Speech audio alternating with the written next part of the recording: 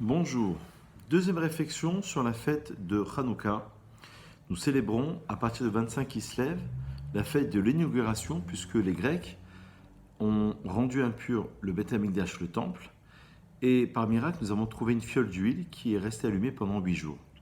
Selon l'opinion de Hillel, dans le Talmud de Shabbat à la page 21, il est indiqué que nous devons allumer d'abord le premier jour, la première bougie, pour arriver au 8e jour, la 8e bougie. Le Maharal de Prague voit en cela une idée fondamentale, c'est l'idée de l'élévation suprême, du chiffre 8. Le chiffre 7, d'après le Maharal, est une donnée dans le monde physique. Le chiffre 8, le 8e jour de la Mila, par exemple de la circoncision, c'est la relation à Dieu.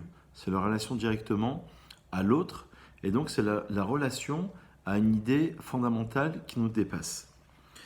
Je lisais dans un livre que durant les 8 jours de Hanouka, justement, d'un point de vue philosophique, on peut dire que la philosophie grecque a voulu couper le monde métaphysique du monde physique. Je m'explique. Depuis la fin de la disparition des prophètes, et donc de la prophétie, on avait à cette époque-là, donc jusqu'à la fin du premier Beth Amikdash, début du deuxième, une révélation directe reliée à Dieu. À partir de la philosophie grecque, on veut couper avec le monde, on veut couper directement avec le Très-Haut, et on veut penser le monde justement à partir de l'homme. Et ce qu'il y a d'intéressant, c'est de constater justement que cette attitude philosophique reste un problème pour la Torah. C'est toute la valeur qu'on peut donner à la fête de Hanouka.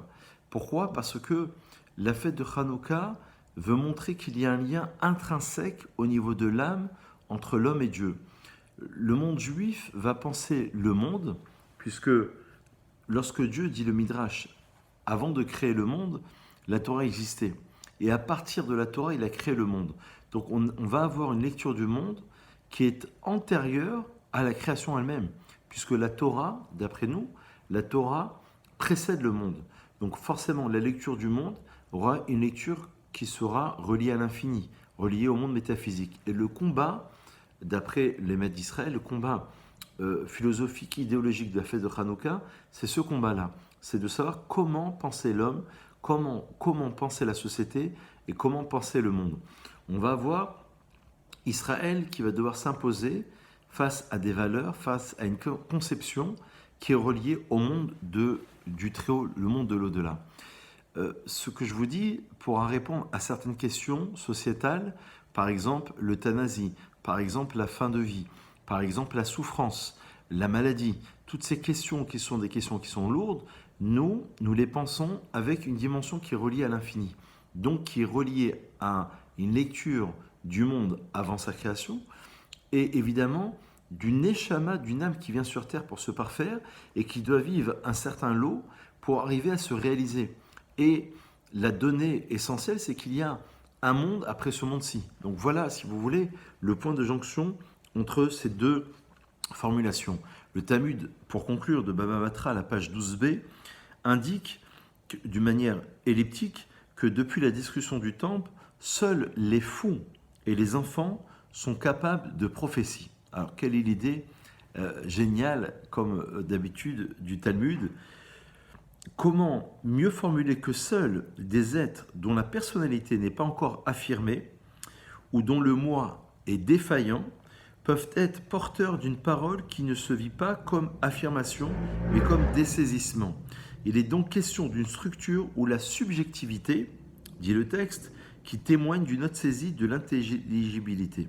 Le sensé ne se réduit pas à celui qui en témoigne, mais c'est le témoignage de ce sensé qui donne à son locuteur une dignité d'être. Donc, si vous voulez, à partir de cette idée-là, nous, on va considérer que cette prophétie pourra arriver à certaines personnes parce que justement, la prophétie va dépasser l'entendement. C'est la question de savoir, pour conclure, quel est le point de chute entre l'homme rationnel et l'homme qui va se baser sur le côté irrationnel et surtout sur le côté métaphysique Bonne réflexion à vous tous. À très vite. Une très bonne fête de Hanouka.